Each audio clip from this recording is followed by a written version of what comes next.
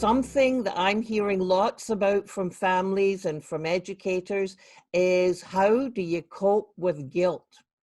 Feeling guilty that I'm not doing all of the things that I should be doing with my kids at home. I don't have this perfect la la land that I'm creating at home, or teachers feeling that, you know, they, in their own classrooms, they knew what to do, they had the tools there, and now they don't know what to do, and are they doing all of the right things? And so guilt is a big experience that people are having. You know, I was on a webinar recently, and I said how I come from a tradition of guilt-inducing stuff, and you know, I said how I cope with it is I drink. You know, after all the tension. But joking aside, I think what I was saying is that we need to stop and really say, whose dance am I dancing to? Guilt comes from should. You should be.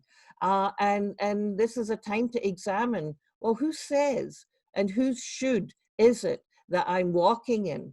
But anyway, I'd really love to hear what your experience is around dealing with guilt and what parents tell you.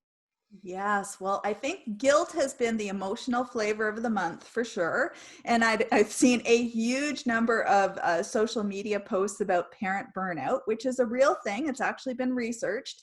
And I think the big thing I keep thinking is people have to recognize that they aren't the ones who should be feeling guilty. This is not a individual failure. This is like a systemic failure. It's the coronavirus's fault. It's the fact that we had some weak systems in place to support parents long before we came into this pandemic, and now all our chickens are coming home to roost. So I'd say recognize that it's systemic and look at what you can do that's still in your control.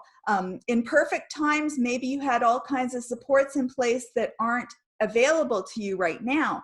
So the way to manage that is to reduce your expectations, because you don't have childcare, or you probably don't. You don't have, you know, the same rituals and routine and rhythm where your child goes off to school or your child engages in some, you know, extracurricular activities. It's all on you right now, and you have to do everything in your power to protect the precious and irreplaceable resource that is you.